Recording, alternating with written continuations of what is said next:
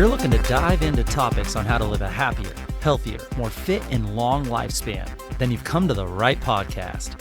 Livin the Dream with me, Coach Damian Evans. Together, we will explore the topics on all things health, fitness, and wellness. Together, we will be lifelong learners on this journey to living the ultimate dream. What up, Dream Team? Coach D here coming at you from beautiful sunny San Diego. And welcome back to the Livin the Dream podcast, where we finish the week strong by covering how to properly fuel up our bodies based on what works best for us individually and in order to reach your health, fitness, and wellness goals, and in order to live that dream life. Today, we are going to talk about a very controversial topic in the nutrition realm. Is dairy good or is dairy bad for you? And specifically, we're going to talk about milk, raw versus traditional milk. Now, personally, I've drank milk all my life, and I absolutely love it. My body craves it when I don't have it. So definitely there's my bias. Many experts that I trust and I listen to, they say dairy is okay. And many talk about how it's the pasteurization of the milk that gets us into trouble.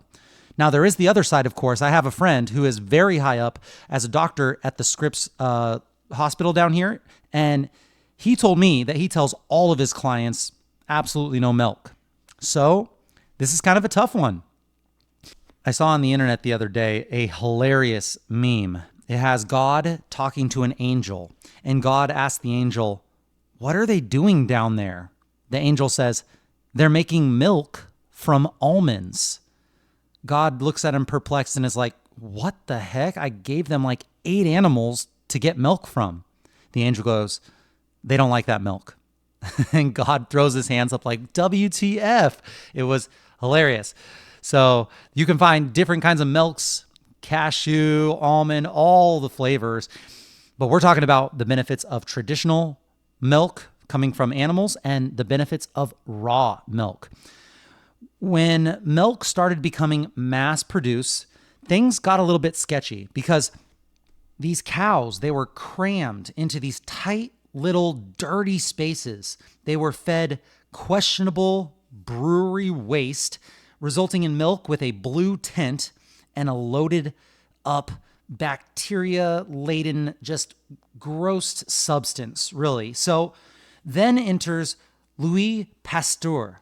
Louis Pasteur, who invented pasteurization, he was dealing with beer, but ended up saving questionable milk with his process. And now here is where we get the game changer, raw milk. And I know what you're thinking, raw milk, is that even safe? Well, not only is it safe, depending on where you get it from, but it's also incredibly beneficial to your health. There was a study that showed that children who drank raw milk were 50% less likely to develop allergies, 50% less likely to develop allergies, and 31% less likely to develop asthma. Raw milk improves your skin health, prevents nutrient deficiencies, and packs a nutritional punch. And unlike its pasteurized counterpart, raw milk contains more calcium, more magnesium, more potassium, and numerous other nutrients. Plus, the homogenization process in traditional milk increases the odds of fat oxidation, which makes raw milk the superhero in this dairy fairy tale. Let me share a personal story of an expert that I follow. He said that his daughter couldn't find any raw milk and settled for traditional whole milk after drinking raw milk all her 2 years of life. So she's a young toddler. Drank raw milk all the time. She couldn't find any, so she settled for traditional whole milk. Within a week, she developed eczema, which she had never had any skin problems. And then a quick switch back to raw milk, and the eczema vanished within days. The stats, they speak for themselves, but also you got to think about just N of 1 experiments. What does it make you feel? Does it make you feel bloated? Does it make you break out? Does it give you acne? That kind of stuff. If you've never had raw milk, well, then keep your diet the same and then just try introducing maybe a glass of raw milk a day and see what happens. Milk can have up to 60% loss of vitamins A, D, and E when it is pasteurized. So 60 to 60% loss of vitamins A, D, and E, and a 50% loss of vitamin C which are all things that are great. We need those. It destroys, the pasteurization process destroys enzymes in the milk, antibodies in the milk, and hormones in the milk. Meanwhile, raw milk is a superfood if tolerated. Because it is raw, it maintains its nutritional integrity. Raw milk isn't just a beverage, it's a magic elixir, in my opinion. Forums all on the internet are buzzing with stories of acne disappearing when people switch to raw milk. And the beneficial bacteria in raw milk make it an everlasting delight. It turns into buttermilk, not sour like its pasteurized counterpart. Did you know that? Did you know that raw milk doesn't go sour? It has beneficial bacteria, and unlike pasteurized milk, which has none, it even maintains digestive enzymes aiding in the digestion of the lactose. So, is dairy good or bad? The answer isn't super clear if you look online, but to me, it's crystal clear. Well, let's buckle up because we're about to dig into the science and the facts and the statistics that firmly establish dairy as not just safe, but incredibly healthy. Let's start with some eye-opening insights. So number one, it's a nutrient powerhouse. Did you know that dairy has a rich source of essential nutrients like calcium, vitamin D, vitamin B12, potassium, and phosphorus? These nutrients, they play a crucial role in bone health, nerve function, and overall well-being. The pasteurized kind tends to kill some of those vitamins. According to the National Institute of Health, the NIH, dairy products contribute significantly to the recommended daily intake of essential nutrients, with approximately 72% of dietary calcium and 16% of dietary vitamin D coming from dairy sources, milk. Number two, bone health.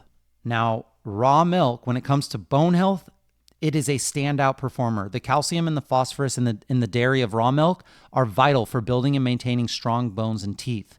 The International Osteoporosis Foundation reports that dairy consumption is associated with higher bone mineral density, reducing the risk of fractures and osteoporosis, especially in older adults. Number three, muscle growth and muscle repair. Dairy is not just about bones, it's also a champion for muscle health too. For me, I love it. The high quality protein in dairy, particularly whey and casein, provides essential amino acids crucial for muscle growth and repair. A study published in the American Journal of the Clinical Nutrition found that dairy consumption, the protein post-exercise, enhances muscle protein synthesis, promoting efficient recovery and adaptation to training. So right after a workout, if you put a whey protein shake and you mix it with raw milk, now that's a double whammy right there. Number four, a little bit controversial, weight management. So contrary to some misconceptions, dairy can also be a valuable ally in weight management. The protein and the unique bioactive compounds in dairy contribute to increased satiety and may assist in weight loss. But honestly, I just love to use it as a protein booster. 8 grams of protein in 1 little cup of raw milk. I personally add a glass to each meal, and I get that 8 grams of protein that is easily digestible for me. It's quick, fast absorbing. And sometimes I'll even have a bowl of the protein Magic Spoon cereal at night, and that is a double whammy for protein. It digests for me super smooth, and it helps me to get to my protein goals. A lot of times I'm short. Research published in the European Journal of Clinical Nutrition suggests that incorporating dairy into a calorie-controlled diet can enhance fat loss while preserving lean body mass. Now, obviously, the calorie-controlled diet part right there is the most important part because you have to have your calories controlled and it's easy to overconsume. But yes, having high protein while in a calorie deficit can help you to preserve your lean muscle mass.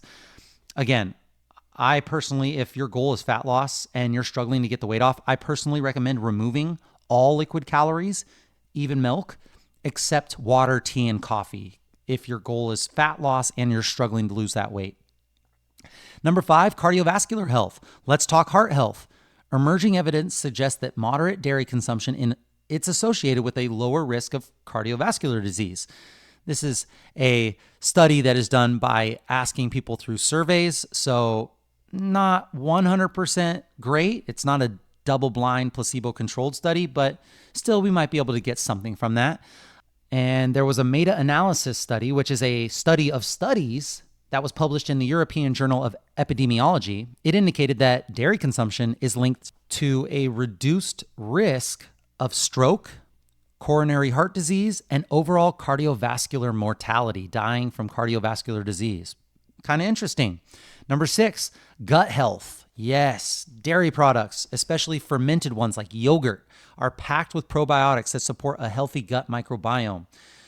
And a study in the British Journal of Nutrition found that regular yogurt consumption positively influences gut microbial composition, which helps with your digestive health. So, with all these things to think about, maybe it's time to rethink the dairy debate. If you can tolerate it, maybe search out a good source of raw milk. You can maybe go to a local store that gets it from a local farm, or maybe you can go straight to the farm or the farmers markets. Raw milk might just be a great tool to leverage depending on your goals. But as always, my number one life rule, it applies here. Do what works for you. The only way you're going to know that is if you maybe keep a food journal of how you're feeling for a week and then add in raw milk and see how that changes things. If you feel like you're tolerating it well, maybe you can add in just a little bit more and just see what works for you. I use it. I love it. I definitely have my clients that are looking for muscle gain or keeping muscle as they lose body fat. I ask them to leverage it through dairy. And fermented dairy is going to be amazing. So getting that yogurt without the added sugar in it, that is going to be a great thing to leverage for protein as well. And that's it, my friends. Thank you so much for joining me on this Fuel Up Friday episode of the Livin the Dream podcast. Please share the knowledge that you gained with your friends and family and hold each other accountable. And if you enjoyed this content, it would help a ton. It's a no-cost way to support this podcast. If you could take a screenshot and post this episode on your social media stories, and maybe include one takeaway that you learned, and make sure that you tag me and share your journey. Tag me at livingthedream_podcast or at coachdamian_SD, and let us know how this episode benefited you. I really want to hear from you guys. Let us know what we missed. Let us know what we got wrong. Tell us how you have navigated the controversial topic of dairy. Is it good? Why? I want to know. We want to know from you. Message us if you have any suggestions or tips that would help your Livin the Dream team that we can discuss on future episodes. I'll be right here with you, working on making us stronger, happier, and healthier humans. Until next time, friends, keep living the dream.